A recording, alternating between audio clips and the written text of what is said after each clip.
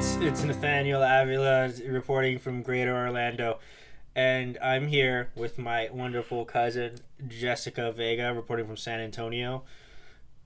Hello. Yep. Unfortunately, V would not is not able to join us today, but hopefully she'll be back next week. Is that right? Yeah, hopefully. All right. So, what are we talking about today? What is this podcast about? So our podcast is a true crime podcast, It's a show and podcast. um, and today's topic is going to be about missing flights. Yeah, not yesterday. Last week we talked about missing people, and now we're gonna talk Hmm. about missing flights. People might be on them still because it doesn't like fly by itself. So, Yeah. do you want to go first? Do you want me to go first? Um, you can go ahead and go Okay. first. Let me let me spin you a yarn. Okay. Spin it. Yeah, it's gonna be back in 2003. Tell you the story of the 2003 Angola 247. I mean, not 247, 227 or 727. So, Which one is it? 727.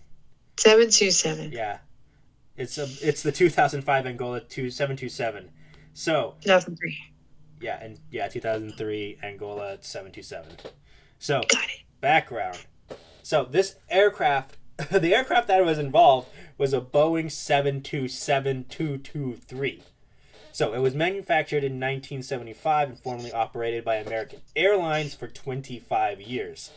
Its last owner was reported to be Miami-based company Aerospace Sales and Leasing.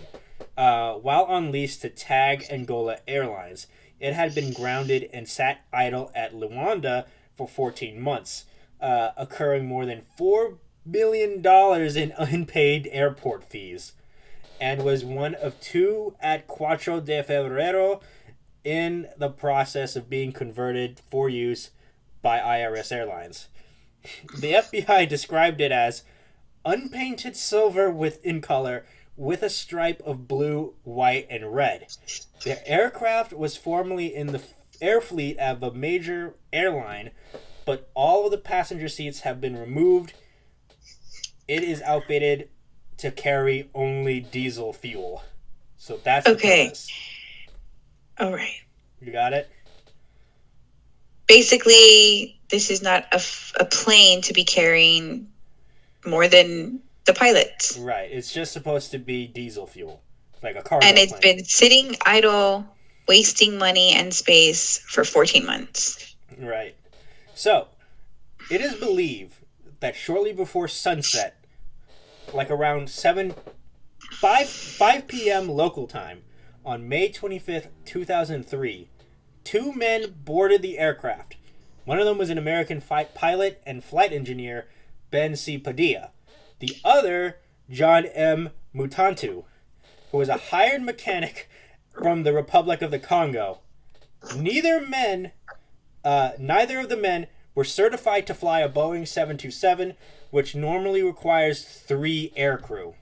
So both men had been working in the Angolan mechanics to get the aircraft flight ready. Padilla is believed by U.S. authorities to have been at the controls. So, an airport employee reported only seeing one person on board of the aircraft at the time.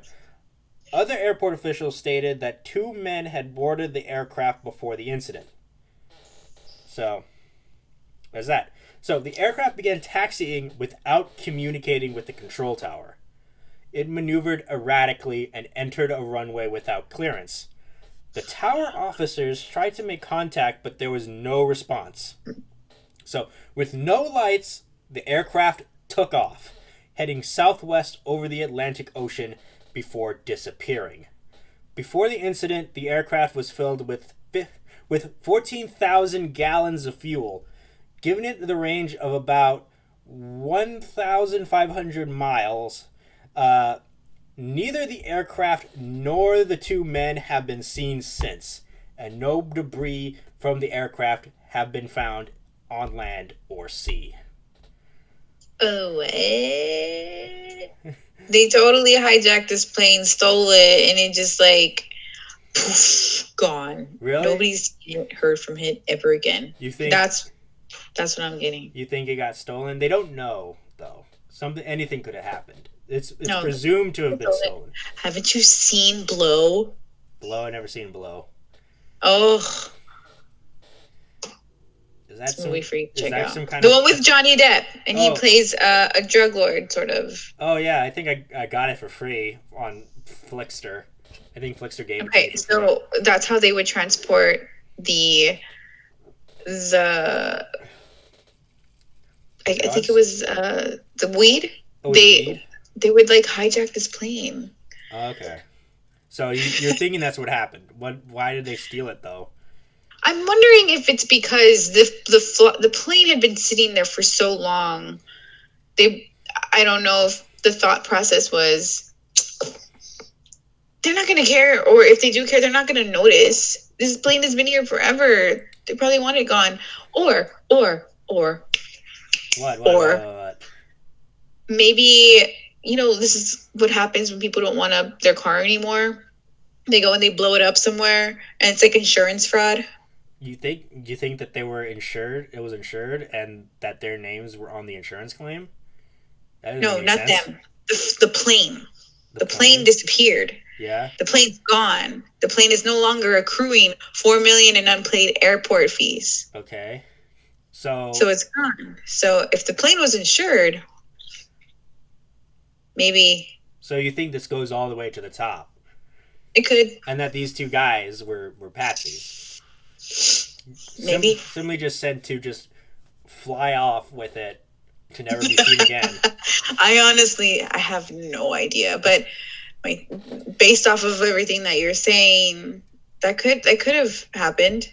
All right. Maybe the people at the airport, whoever has this plane insured or had it insured, get it out of there. Let's get this plane out of there. Well, let's go into some theories of what might happen. What might have happened. Let's just do this. Let's do this. Okay. Padilla's sister, Bonita Padilla Kirkland, told the South Florida Sun-Sentinel newspaper in 2004 that her family suspected that he was flying the aircraft and feared that he subsequently crashed somewhere in Africa or is being held against his will. So a theory which aerospace sales and leasing president Murray Joseph, who had examined the plane 2 weeks before its disappearance, agreed with. So, however, the United States authorities have suspected that Joseph's history of accounting fraud involving another company he owned played a part.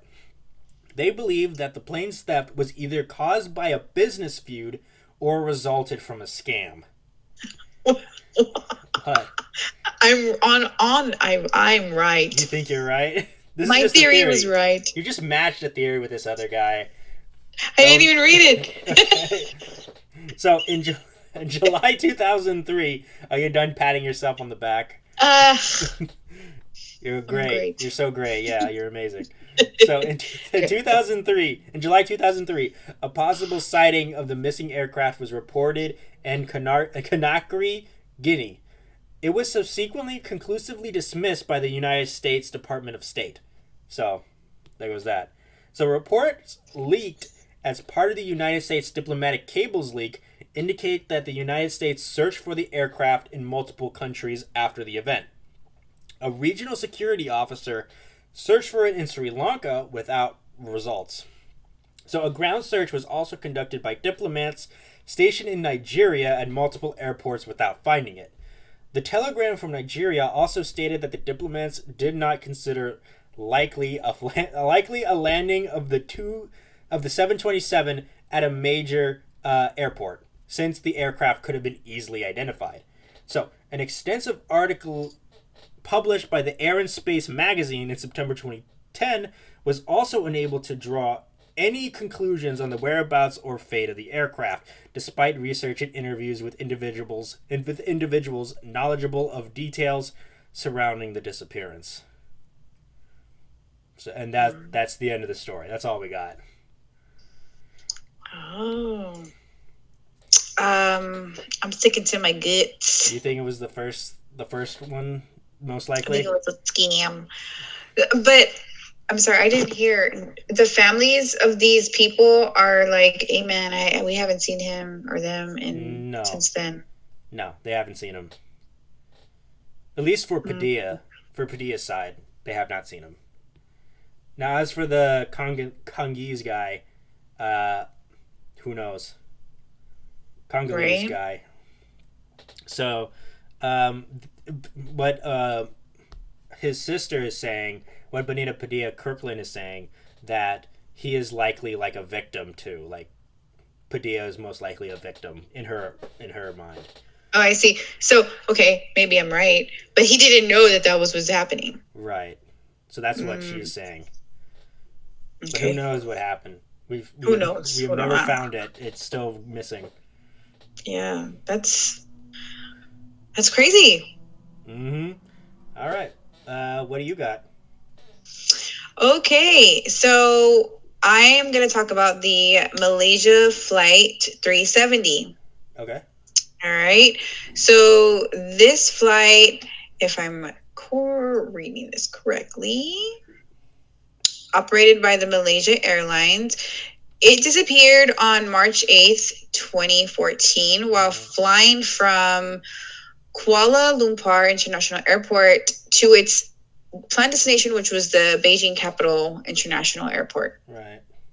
So after around 38 minutes after takeoff, when the flight was over South China Sea, the aircraft was lost from the ATC radar screens. And I looked it up, and they even have a recording of the last transmissions between the pilot and um, the when they're talking to the dispatch. Yeah. You mean the black box? No, like literally the recordings of when the person that's telling them, "Hey, you're clear to go." Oh, from the control That's it. tower. Okay. Yeah, and it's like 6 minutes long. So you would have to play it on your end, I think. Okay, you gotta send it to me. All right. So that flight had 227 passengers and 239 people total, including the crew. So they're saying that while it was over I think it says the South Indian Ocean, the Southern Indian Ocean, Right. is where they believe the plane disappeared. Mm-hmm. So, I mean, this has been since 2014, right? Yeah. So the disappearance of the flight was considered the deadliest incident involving a Boeing 777 and the deadliest in Malaysian Airlines history, until it was surpassed in both regards by Malaysia Airlines Flight 17, which I haven't researched yet, but maybe another show. Okay. That one, it says, which it was shot down over a conflict stricken eastern Ukraine 4 months later. Ooh, that sounds interesting. Yeah. Anyway, the combined loss causes significant problems for the airlines, which it says renationalized the government in 2014. So, anyway, so the search for this airplane became one of the most costly in aviation history. Wow, that's a lot. The lack of official information in the days immediately after the disappearance prompted fierce criticism from the Chinese public, particularly from the relatives of the passengers, as most of the people from on board Flight 370 were of Chinese origin. Several pieces of the marine debris confirmed to be from the aircraft washed ashore in the Western Indian Ocean Mm-hmm. during 2015 and 2016. So after a 3-year search across like 46,000 square miles of the ocean, they failed to locate the aircraft. Uh-huh. Yeah. Are they still looking So for it? then So then they suspended activity in January of 2017. And then a second search was launched a year later in January 2018 by a private contractor. And these people also ended without anything after 6 months. They didn't find anything. So all they've been able to find is a little bit of debris, and that's it. There's like some little theories. They think that there was a hypoxia event, which is most likely caused given with the available evidence. Although there has not been any consensus concerning the theory among investigators, there's also a hijacking scenario. I don't know, including the crew involvement and suspicion in the aeroplane's cargo manifest. Many theories have also been proposed by the media. Based on that information, which isn't that much, they don't seem to have a whole lot, to be honest. What do you think happened? I have no idea, dude. I remember when this happened when I was a senior in high school. Yeah. And I remember one of my teachers was like, okay, you need to go on this site and you're going to scour the entire Atlantic Ocean looking for the debris, looking for the plane. And that's what we did for a good chunk of the class. Is like every day we would just go on and go from panel to panel of the entire Atlantic Ocean looking for something, or the entire ocean of which it disappeared in, looking for it. Dang. Yep. So what do you think? What? Was your teacher like super invested in this or what? I don't know. I think he just wanted us to do something. Delivery Malaysia 370, good morning. Malaysian 370 standby and Malaysian 6 is cleared to Frankfurt via Agosa Alpha departure 6,000 feet squawk 2106. Malaysian 370 request level. 370, we are ready, requesting flight level 350 to Beijing. Malaysian 370 is cleared to Beijing via Pibos Alpha departure 6,000 feet squawk 2157. Beijing, people Samsung 6000 squawk 2157. Malaysian 370, thank you. Malaysian 370, welcome, over the ground. Good day, sir. Malaysian 370, good morning. 21, requesting push and start. Good morning, push back and start, push runway 3 to right, exit via Sierra 4. Push back start, push to right, exit Sierra 4, POP 239 Mike Romeo Oscar. Okay. 370, request taxi. Alright, Hotel Bravo. Malaysian 370, you are available, say again. Malaysian 370, taxi to Ribbon Alpha 11, runway 3 to right via standard route, Hotel Bravo. Alpha 11, standard route, Hotel Bravo, Malaysian 370. 370 tower. Malaysian 370. Malaysian 370.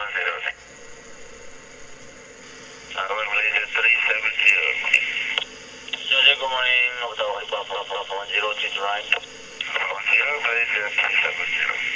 370, Alpha 10. Malaysian 370. 370, 3 to right of takeoff. Nice. 3 to right of takeoff, Malaysian 370. Thank you. Malaysian 370. Malaysian 370, selamat pagi. Identify climb flight level 180. Can send a side eastern right direct to Ikari. Okay, level 180 direct Ikari, Malaysian 370. 370, contact lampu radar 1326 kenai. Alright, 1326 Malaysian 370. Lampu control Malaysian 370. Malaysian 370, lampu radar, good morning. Climb flight level 250. Morning, level 250, Malaysian 370. Malaysian 370, climb flight level 350. Climb level 350, Malaysian 370. Malaysian 370, maintaining level 350. Malaysian 370. Malaysian 370, maintaining level 350. Malaysian 370. Malaysian 370, contact Ho Chi Minh 120.9. Good night. Good night, Malaysian 370. All right. And that's it. Good night, I didn't Malaysia really. 370. And then they never found. It never happened again. That was it. So, doing a little bit more research. Of course, there's a lot of criticism around not finding hardly anything. So, and then the way they've, I guess, handled the victims. I mean, there isn't a whole lot they can do if they don't find them. So there's some theories that there was a hijacking, maybe electronic hijacking, a spoofed satellite data, terrorist attack, North Korea. There's so many theories. What would they want with a commercial airline? Oh, I need to see your face. I don't know. There goes my sign again. You know, my heavy sign. Your heavy sign? My heavy size. What are you talking about? Oh, your heavy size.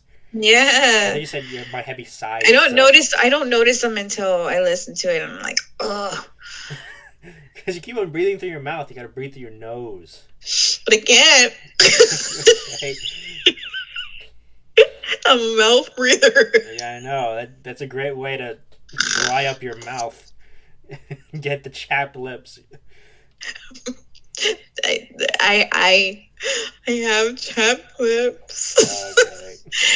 Anyways, so electronic hijacking, the first theory. Yeah, let's hear it. Right? Okay. Electronic hijacking uses systems and programming already factory installed within the B-77 flight management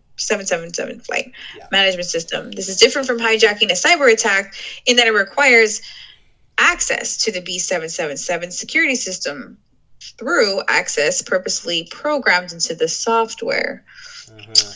So it says, notably, proponents of this theory include former Malaysian Prime Minister Mahathir Mohamad. In 2014, he said, clearly Boeing and certain agencies have the capacity to take over uninterruptible control of commercial airlines, of which MH370 B777 is one.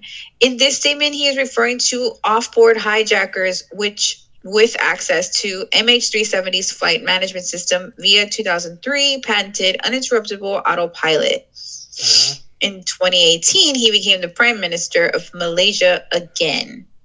So that's one theory, that it was like remote hijacking. Okay. Another theory was spoofed satellite data. Technology writer Jeff Wise has developed a theory in which the aircraft's control were taken over by hijackers from the electronics and equipment bay, accessible through a hatch in the first class cabin floor.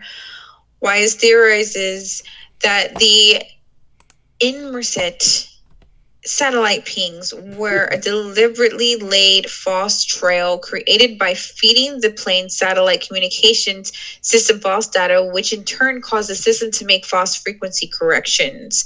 These would, when later scrutinized, later investigators to conclude the plane was headed south, when according to Wise's theory, it would actually flew from north and possibly landed in the Backnor Cosmodrome in Kazakhstan. Kazakhstan. That one right there. That sounds like a bunch of tinfoil hat nonsense. You think, honestly, I honestly have no idea. But, I mean, I don't know how many pilots. It says there was 12 crew members, and you got to think about there were 12 crew probably members. like 6 were just flight attendants. Right? Yeah. And then maybe 3 or 4 were pilots, or 2 or 3 were pilots. Yeah. I heard a lot of different voices in there. I don't know. People are thinking that it was a hijacking because they think that they hear like an English accent. English. But I don't know. There were 3 Americans on that flight. I know that much. Uh-huh. All right, so the terrorist attack. So this is another theory, terrorist attack. Shortly after the aircraft disappeared, some news agencies reported that it may have been an act of terrorism, possibly a jihadist attack. You mean a A fetus? jihadist? A jihadist. Jihadist. That's what that is. There you go. Jihadist attack. Between 9 and 14, so March 9th and 14th, media mogul Rupert Murdoch tweeted Murdoch? that Rupert Murdoch. Rupert That guy? Murdoch. Yeah, he's the head of Fox. Well, he was. Oh yeah? Yeah. Okay. Tweeted that Flight 370's disappearance confirms jihadists turning to make trouble for China. He later suggested that the flight might have been hidden in northern Pakistan, like bin Laden. These remarks have not been confirmed and were characterized as conspiracy theories by Shiv Malik in The Guardian. The following month, the Russian newspaper, man, I'm going to chop this up. Mosklovskis. Okay. Great job. Good job. You've been on a roll with these pronunciations. Kazimolets endorsed a similar theory, claiming that that unknown terrorist and hijacked the plane, flown into Afghanistan, and then held the crew and passengers hostage. Okay, well, where are they? It's been like a million years. Yeah, if that was the case, then they should have definitely made some kind of like terms or something in order to get them back, like a ransom. Right? I watch a lot of fiction. Okay. Okay, so Madam Secretary, I don't know if you've ever seen that show, but I love it. Okay. And basically her job as the Secretary of State is to make sure that there is peace between every country, not just the United States. And I know it's just a fiction show, but it made me wonder, like, I wonder how much stuff does the White House like take care of without anybody knowing, because that show made it sound like there was always stuff going on and we're just over here like living our lives, but they're over here trying to prevent like big things from happening between countries, even involving us. Mm-hmm. So, hey, man, I don't know. I mean, those shows are definitely a lot based in truth. Like, there's a lot of research that goes into the writing of those shows. Mm-hmm. So, like, Murdoch, he's a network president. Why is he saying these claims? Where is he getting his information? I don't know where he's getting his informations. That's what I'm saying. It sounds a lot like a bunch of tinfoil hat people. Yeah, just like they're throwing stuff out there. Like, I don't know, just like me, just like me. I'm just throwing stuff out there. Like the government are using electronic pulses to go out, and it scrambled up everything as a ploy. And also, this pandemic was caused by is fake to track us, and for somehow. And they're like, there's 12 crew members. 1 + 2 = 3. 3. Exactly. 3 Stooges. The 3 Stooges did it. Shut up. Wow, you went off. I know. 12 crew members. 12 is also December. Wait. 5 + 7 = That's right. That's what happened. Stuff like that. That's all random. This is 12. That's also the name of the year, the month of December. Santa Claus did it. Shut up. They were flying to the North Pole. I'm just kidding. They were flying to the North Pole. This is not funny. This is not funny. This is really not funny.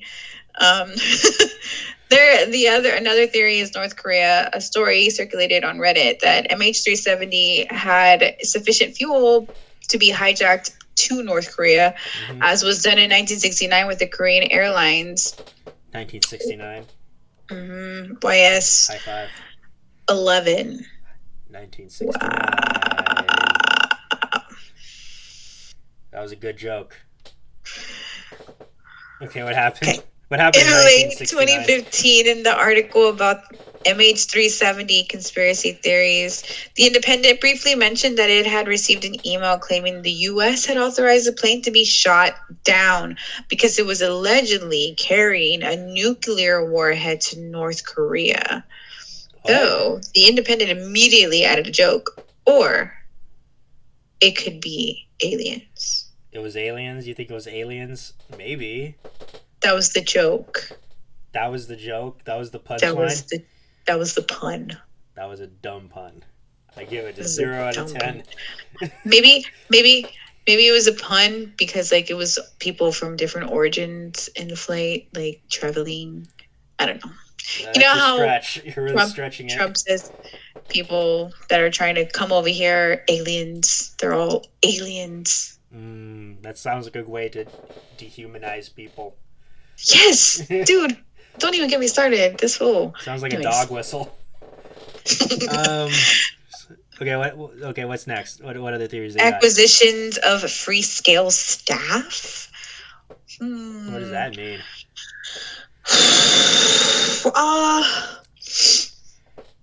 Let's see. A variety of social media posts and email chain letters claim that a patent, and then it says a number, was approved days after the disappearance of the MH370, and the right to the patent was split 5 ways.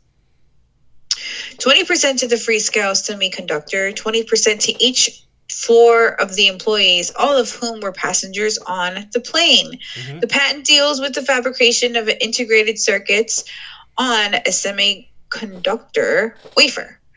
The urban myth website, snoops.com, suggests that there is no evidence that the 4 inventors listed the patent application were on the aircraft passengers list, nor were they entitled to a 20% share of the patent. And it says that it is unlikely that their share would revert to Freescale on their death as presented in the email.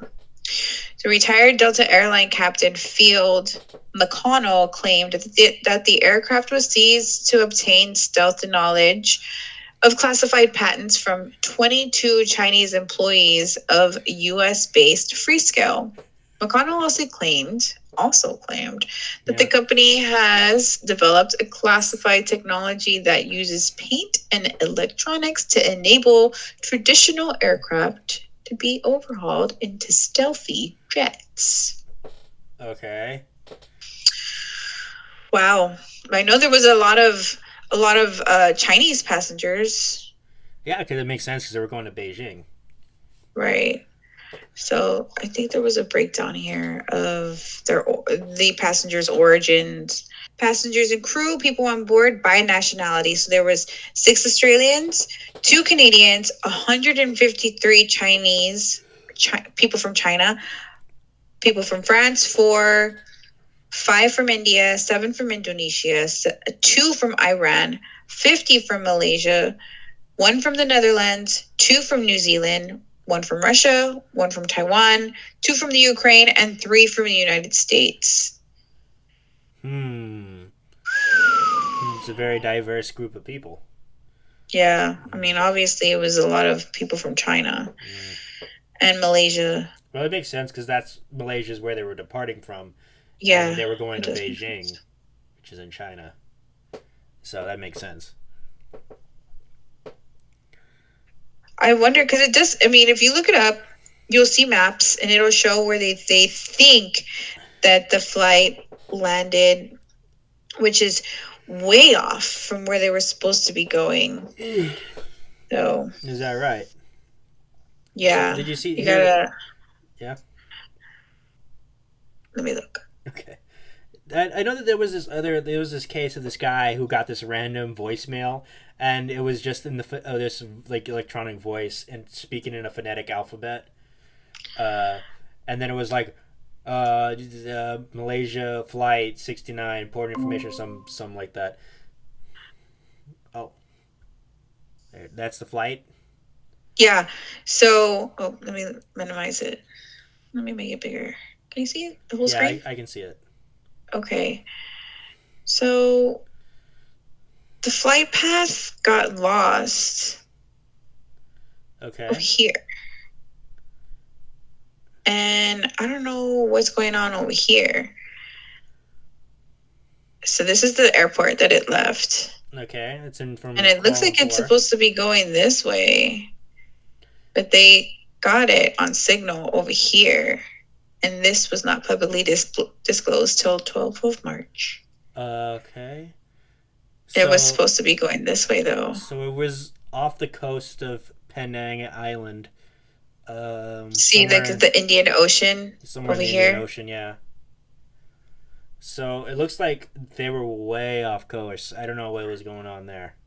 Yeah, so maybe that's another reason why people speculate that it was a hijacking. Because that's way off. Right. What do you think? I don't know. Even with all these conspiracy theories, like it's that is a lot of people. But I mean, people. You think back on 9/11, and it's hard to not go back to that incident. I mean, it was a huge incident in the American history. So many people were killed just based on, no thought for human life, no regard for human life or whatever. So as much as I don't want to think it was a hijacking, it's very possible that it was. Right. I mean, what was the end game though? What did they have to gain? Because on 9/11 the gain was to cripple America. That was the end game. What's the end game I wonder here? if that was the CCPs or wherever the coronavirus came from, that was part of the goal as well. What? You're connecting this flight to coronavirus? No. I'm not connecting it to this at all. I'm just saying, like, I'm just crippling our economy. Right? So thinking of these times now, what's happening with the coronavirus and all that stuff, what's happening, we're not able to go and do anything. The American people can only shop online or at the local HEB or, their local grocery stores. In turn, it is affecting our economy. It's affecting a lot of things. So it makes me wonder if that was part of the reasons why the coronavirus is here. I think the reason why it's here is because some people in power didn't stop it in time. That's probably why it's here. Well, and you think those people don't foresee that happening? Like they are smart cookies. Okay, you think the Illuminati is the one going behind? I don't think it's the Illuminati, no.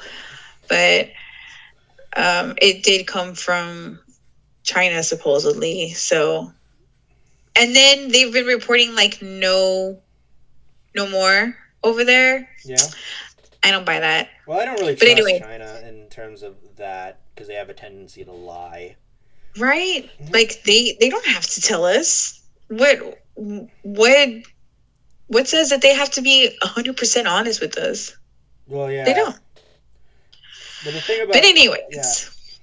Yeah. What else? Got off the train tracks here. Yeah. So what is there? You got anything else about Malaysia Flight 370?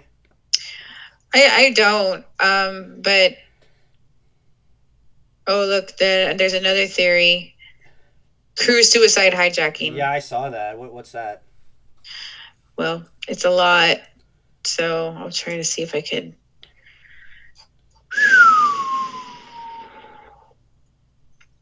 All right. So the cockpit had the mandated anti-hijacker for fortified doors that could prevent locked out crew or passengers from interfering with the suicide hijacking into the Southern Ocean. This can be compared to a Silk Air Flight 185. Okay. A posited pilot suicide incident in 1997. Okay. Egypt Air Flight 990 in 1999, and LAM Flight 470 in 2013, as well as the later German Wings Flight 9525 in 2015. On February 17th in 2014, less than 3 weeks before Flight 370 disappeared, Ethiopian Airlines Flight 702 had been hijacked when the co-pilot, the captain out of the cabin, and diverted the aircraft to seek asylum in Switzerland. Shortly after Flight 370's disappearance, media reports revealed that Captain Zaharia Ahmad Shah's wife and 3 children moved out of his house the day before the disappearance, and a friend claimed that the Captain Shah was seeing another woman, and Shah's relationship with her was also in trouble. Okay. Claims of domestic problems had been denied by Shah's family. A fellow pilot and longtime associate of Shah stated the captain was terribly upset that his marriage was falling apart.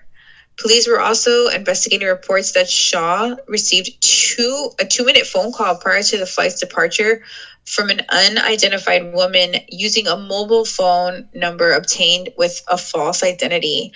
Furthermore, Captain Shah was also a supporter of the Malaysian opposition politician Anwar Ibrahim, who was sentenced to jail on March 7th after an earlier acquittal on sodomy charges was overturned in a move viewed as politically motivated. Oh, how do you get sodomy charges overturned? No, because sodomy charges are basically you're being arrested for being gay. That's what that is. You think? That's what sodomy means. It doesn't necessarily mean that. Well, but what else could it mean? Sodomy means you're sticking something up someone's butt. That's what that means. Yeah, but it doesn't mean they're gay. Okay. So let's see what happened. Well, yeah, who knows? I don't know the details. I am not going to go there with this right now. I'm gonna keep going. All right. So investigators noted strange behavior by Shah from conducting 170 interviews. Namely, the captain had made no social or professional plans for after March 8th when the flight disappeared. However, according to French journalist Florence de Changy, who wrote a book about the flight, dismissing 100% of the official narrative, Shah made an appointment with his dentist to get back his tooth crown when the dentist found him a few days before March 8th. I don't know, what does that have to do with anything? Where is that? Where is going with this? What is that? That's insignificant. Like who cares? The person who's he got a freaking. The person who's writing the Wikipedia article thought it was his diary for a second.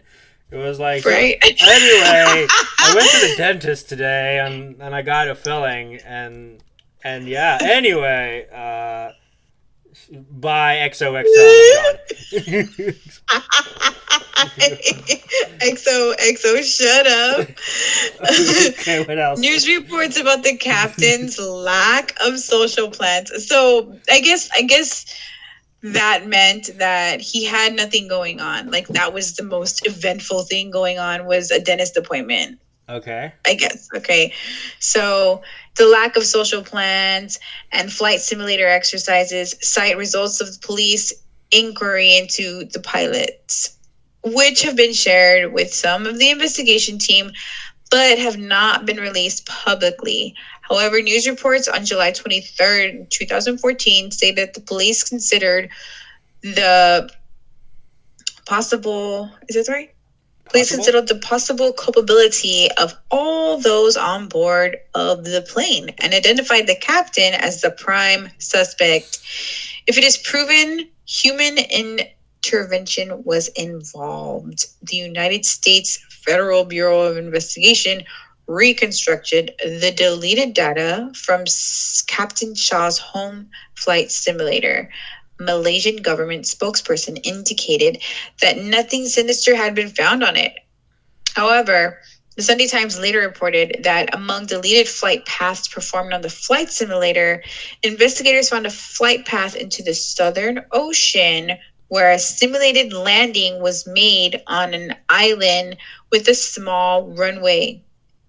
Okay. In 2016, a leaked American document stated that a route on the pilot's home flight simulator closely matching the projected flight over the Indian Ocean was found during the FBI analysis of the hard drive of the computer used for the flight simulator. This was later confirmed by the ATSB although it's stressed that this does not prove the pilot's involvement and by the Malaysia government. So there's a book, Goodnight Malaysia in 370. If anybody's interested, that book came out in 2014. Okay. And So, what do you think about that theory? I mean, I don't know. Out of all, It's possible that this man was just not in the right state of mind. yeah. I don't know. It sounded like he was going through a lot. Out of all But the theories, then his family confirms, no, we denying this. well, it's probably because they want to not, like, they want to protect their public image, maybe. Yeah, and I'll go with that theory. That out of all the theories you told me, that's the most plausible. This one right here. Yeah, the suicide. But maybe like he was not in the right mindset, and like he thought that there was like a landing somewhere over there off of the Indian Ocean because of the simulation, and just like started that way. Started that way with everybody in it. With everybody in it, yeah. I don't know. I honestly don't know. Okay. Because I don't really know a whole lot about how much time the pilots get to talk to anybody before they're supposed to take off. Mm-hmm. But all right. His family is vehemently denying the possibility of pilot suicide. I don't know. Who knows? You don't want to feel that anybody you know, especially the people that are close to you, will do that to themselves. And I feel like even if you feel or know that they might be in that mind space, like you don't want to believe it. You don't want to believe it ever, like no matter what. Mm-hmm. So you think in your head, you come up with these theories that no, somebody else did it. It's a cover up. This didn't happen. So I honestly don't know. I know nothing about this man, and it just doesn't sound like he was in the right mindset. Yeah. If any of that is true, then yeah. So yeah, that's an end of the story of Malaysia Flight 370. So who knows? That's a mystery, definitely. For sure. That's a lot of people just gone. Mm-hmm. So let's move on to another thing.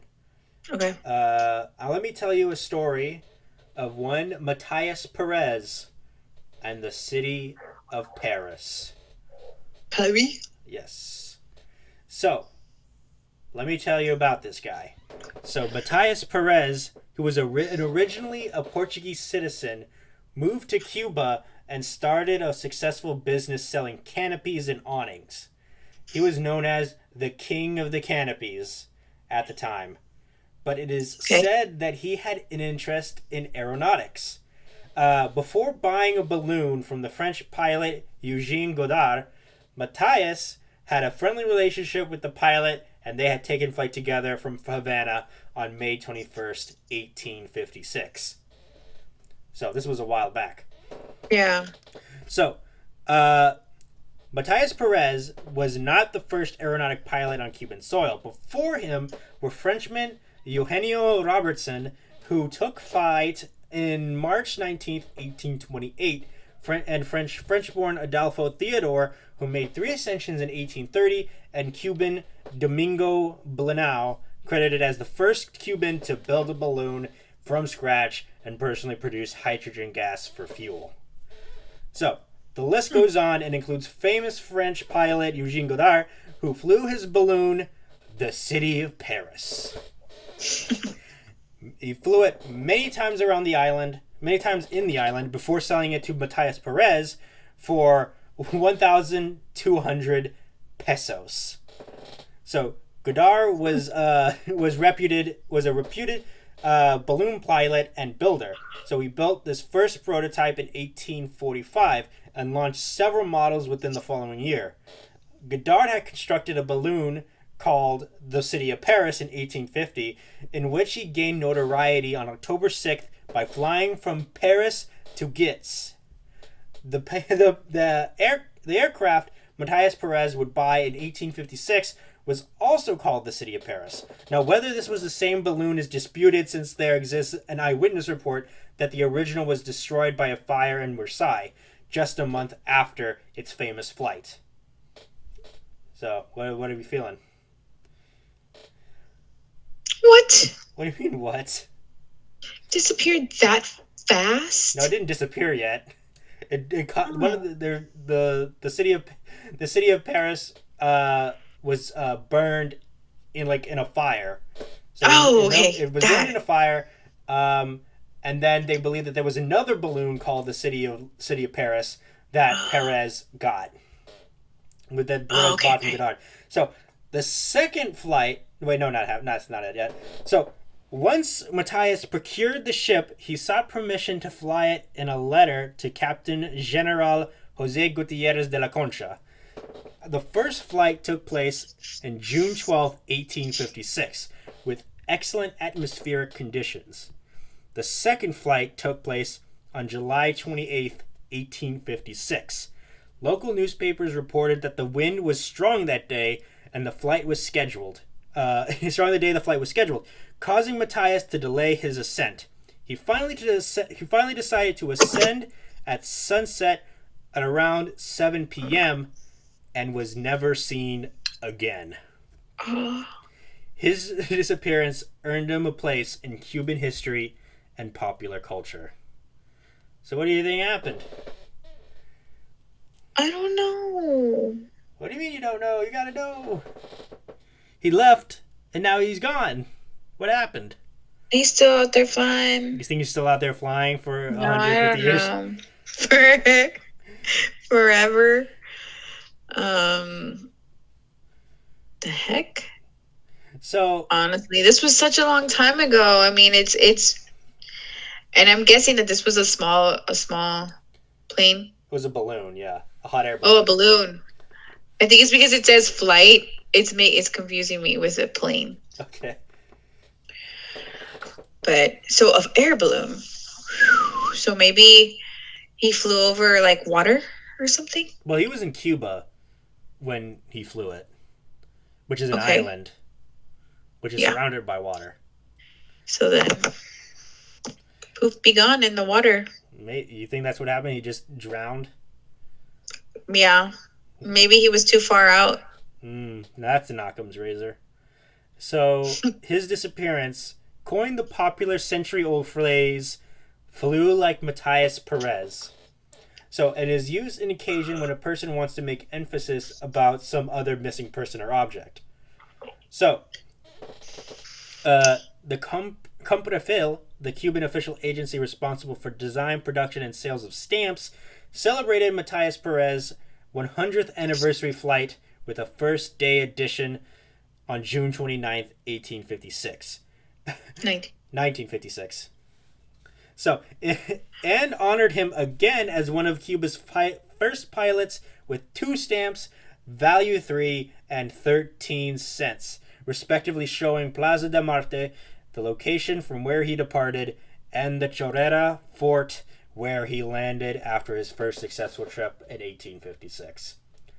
Now, in 1969, give it to me. It was a good one. High five. What? I said 1969. Get it?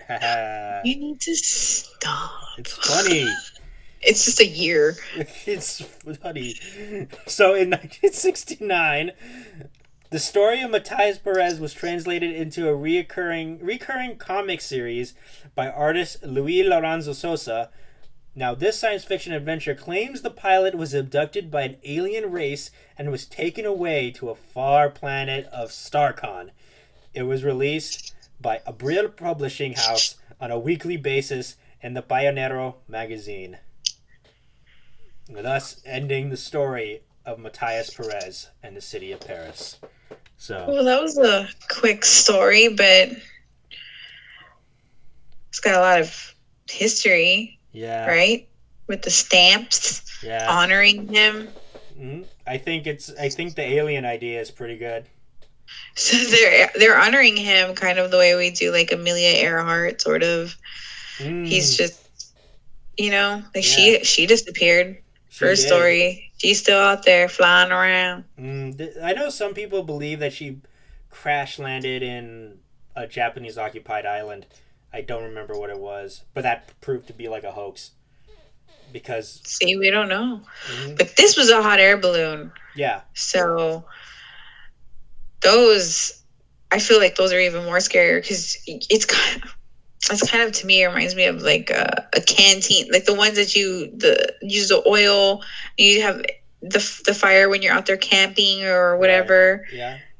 What's that called? A lantern? The lantern, yeah. Yeah, but the hot air balloon is huge. Yeah. It's like a big with fire. You run out of that oil or whatever you use, and you're done. Yeah. Have you ever seen The Aeronauts? No. Check it out. It's pretty intense. It's pretty good. It's about a hot air balloon. Okay. Flying. That's all it is. It's bucket list for me though. I want to be on one, but it's scary. Like, you know, like nowadays this. They just go up like a couple 100 feet and then they come right back down. Yeah, I need a rope. Yeah, they just. We need a rope holding us down. Yeah. I don't want to go over no Grand Canyon or no water. No, they're not gonna do that. They like all the hot air balloons that I know of. They're always in like a landlocked area and they just go up for like a couple. Like a 45 minutes and they just come down like straight up and then straight neat, down. Right? Oh yeah. So let me tell you another story. Oh, you got stories. Yeah. Okay. You came loaded. The Free Life. It's also a hot air balloon. Another one? Okay. So the adventure was conceived by Rodney Anderson and his wife Pamela Brown. Pamela Brown was the actress daughter of Kentucky politician and attorney John Y. Brown Sr. and the sister of Kentucky Fried Chicken entrepreneur and future Kentucky Governor John Y. Brown Jr. So, at age 28, she and her 32-year-old husband, commodities broker Rod Anderson, hoped to break records with the first manned balloon flight across the Atlantic. So the couple planned to recoup the cost of the venture by writing a book about their experience. So when the pilot, whom they had been counting on for their flight, withdrew close to the time of departure, the Andersons hired Englishman Michael Brighton, who was 32 years old, whose ascent on the Free Life would be his 100th and his last. Oh. Michael Brighton had built several balloons and became the main builder for the Bristol Belle, the name given to the first modern hot air balloon in Europe. So, the Free Life attempt was the first use of a Rosier-style balloon for an Atlantic attempt built by Mark Samich, using the combination of helium and hot air. I know somebody who's full of hot air. It's you. I'm looking at him. I'm looking right at him. So, below the spherical helium gas cell is a conical sleeve where air can be heated by burners in the same way as a normal hot air balloon. By varying the hot air temperature, altitude can be maintained without having to release helium or to drop ballast. The burners are principally used to compensate for the lack of solar heating at night. So, that's what it is. So now, after 4 years of planning and postponements, Brighton still had reservations about the balloon. In an interview in which Brighton was asked what he thought of Free Life, he said, "I think it could have done better." Oh, no, he said, "I think I could have done better." So, even experienced balloonists to whom Bright had confided in his plans to pilot Free Life advised against it. So despite this, the balloon was launched from George Sid Miller's pasture on Fireplace Road in Springs, New York on September 20th, 1970. The weather was perfect, families picnicked and partied. The giant yellow, white, orange balloon, 7 stories tall, was spectacular. Spirits were high, and the 1,500 well-wishers seemed to share a sense of participating in something extraordinary, cheering their ascent. What do you think? I'm cheering. We're cheering. Yeah. So, disaster struck. 30 hours after launch, a hot air mechanism designed to maintain the balloon's altitude at night failed on the second day of the flight when the balloon encountered a high-altitude cold front and a severe rainstorm. They were forced to ditch in the Atlantic that night, about 600 miles southeast of Newfoundland. On September 20th, came the last message from the Free Life. "We are ditching," it said. We request search and rescue." The balloon went down in stormy seas off Newfoundland. 3 Coast Guard cutters, a Royal Canadian Air Force aircraft, and 6 United States Air Force and United States Coast Guard aircraft secured the area for 14 days. A few items from the balloon gondola were spotted, but the rescue effort was unsuccessful. Up to August 1978, 10 subsequent Atlantic balloon crossing attempts were made. In February 1974, while making one such attempt, Colonel Thomas Lee Gatch Jr. What? Another one? What are you talking about? Like another attempt to cross it? He did another disappear? Yeah. Yeah. Man. Also disappeared in his flight in his Light Heart super pressure balloon. So he also disappeared, doing the same thing. Wow. So finally, on August 17th, 1978, 3 Americans, Ben Abruzzo, Maxie Anderson, and Larry Newman, crossed the Atlantic by balloon in the Double Eagle II. So good job. They, I guess, learned lessons learned from the first 2, huh? Like, don't disappear and don't die. Like, make sure you have everything. You don't go when there's bad weather. That seems to be the downfall, is winds taking them. Yeah. So I think that's probably what happened to the Mateus story. I think he went down and it was 18 something. Like, I'm guessing they didn't have half of the stuff that they had in 1970 something to go look for everything. Oh, yeah. They looked like they pulled out all the stops and they were looking all over for them. Both Canada and Americans. And they still didn't find hardly anything. Yeah. So in October 1972, Pamela Brown was memorialized with the opening of the Pamela Brown Auditorium, the first and largest theater in the newly built Actors Theater of Louisville complex. So, a book commemorating the attempt was published in 1994 by writer and balloonist Anthony Smith, entitled The Free Life. The book was awarded the W.W. Norton and Company 13th Annual Editor's Book Award. Smith was not present at the launch of the balloon in 1970, but he taught Brighton to fly, and he had flown with him more frequently than anyone else. So, that's the end of the story of the Free Life. So, and this one we more or less know what happened. It was just bad weather and they crashed. The only thing is that they couldn't find the bodies or like the balloon itself. That seems to be the thing. Fish food, man. You think that's what happened? They were eaten by sharks? Something. Okay. So, and you think that's also what happened to Matthias Perez? I do.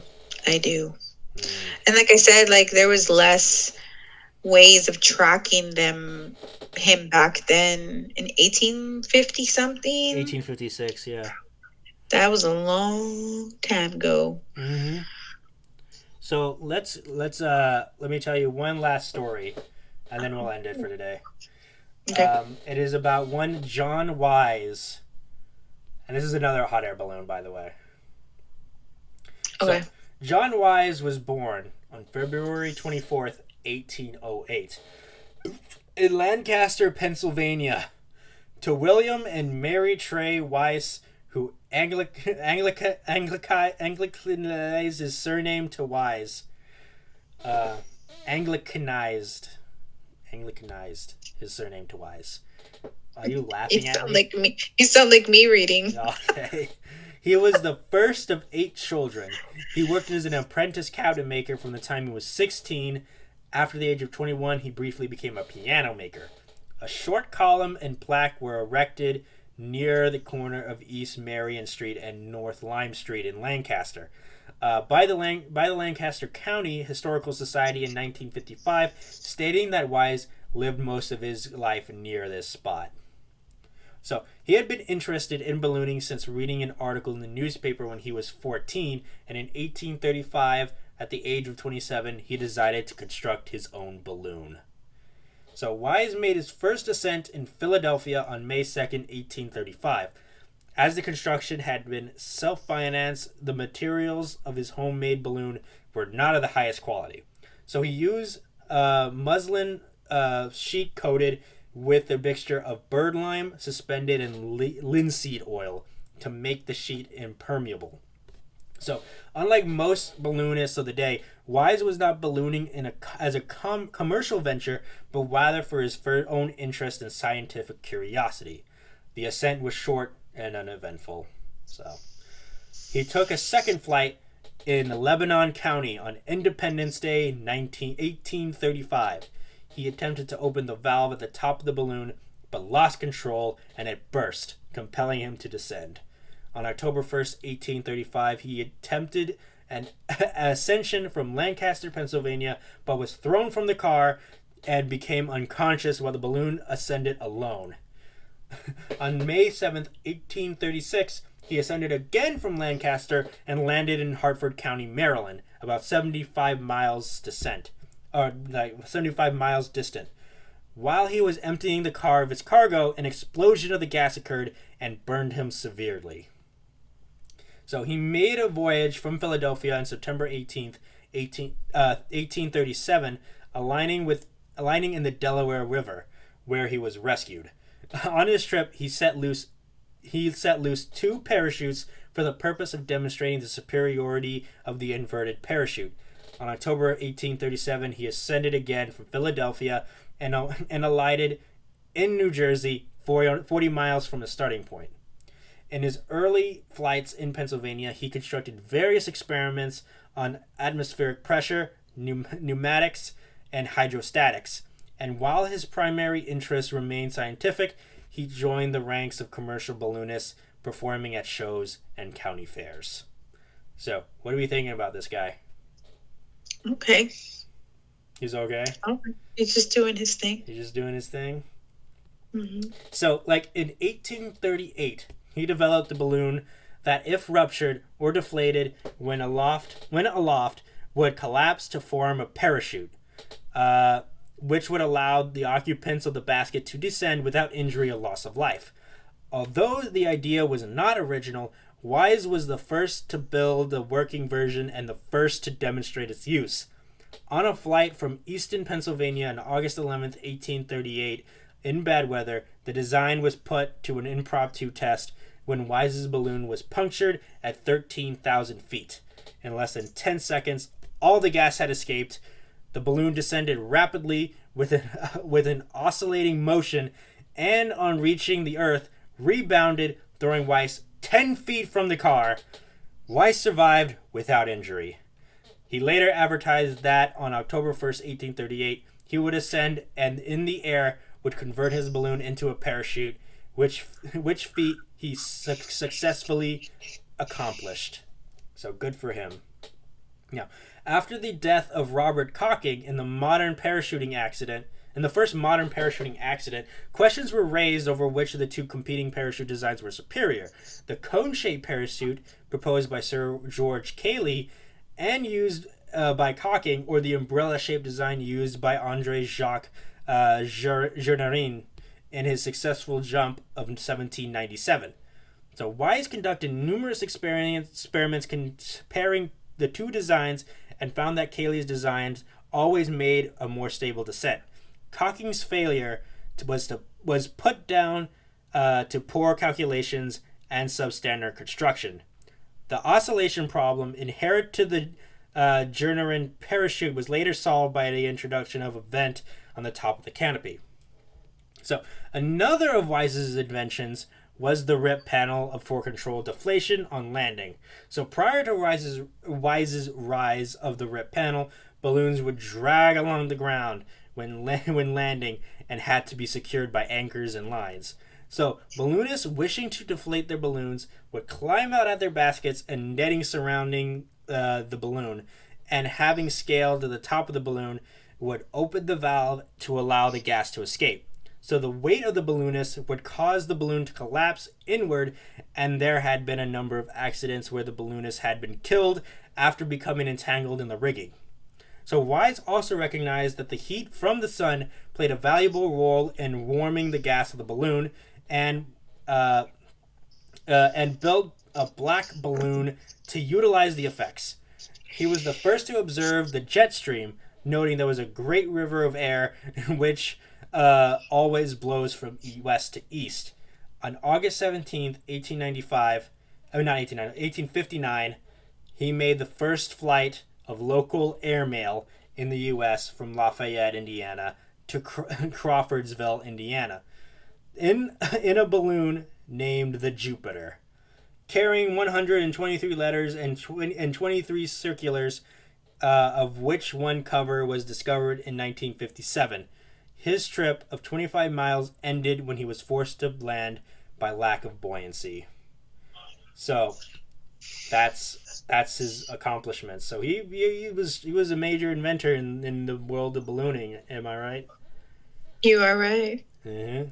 So, you are right. So as the one who recognized the possibilities of balloon flight by use of a high wind yet to be named the jet stream, Wise had made plans for a transatlantic flight in a large aerostat he had built and named the Atlantic. Unfortunately, his test flights for such a trip were less than successful, where he had enjoined company with another yet longer prominent balloonist, a Mr. John LaMountain.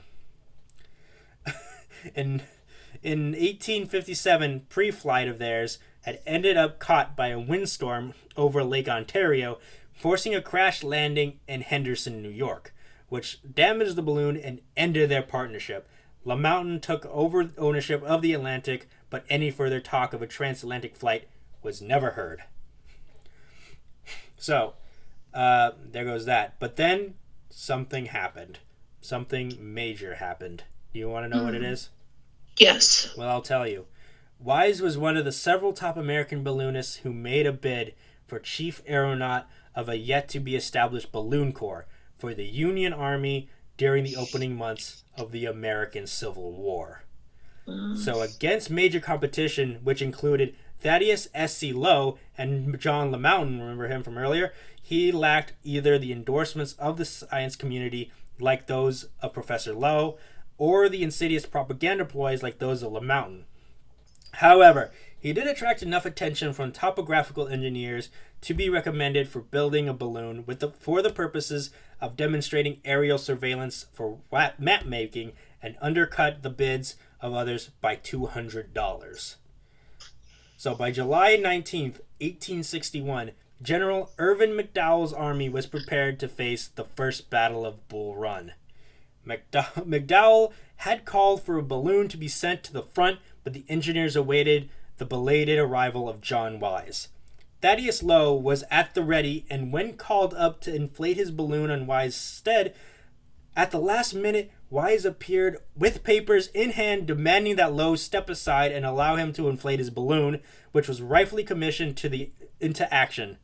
So Major Albert J. Meyer and 20 men from the 26th Pennsylvania Volunteers secured the inflated balloon to a wagon and proceeded toward the battlefield at Centerville, Virginia.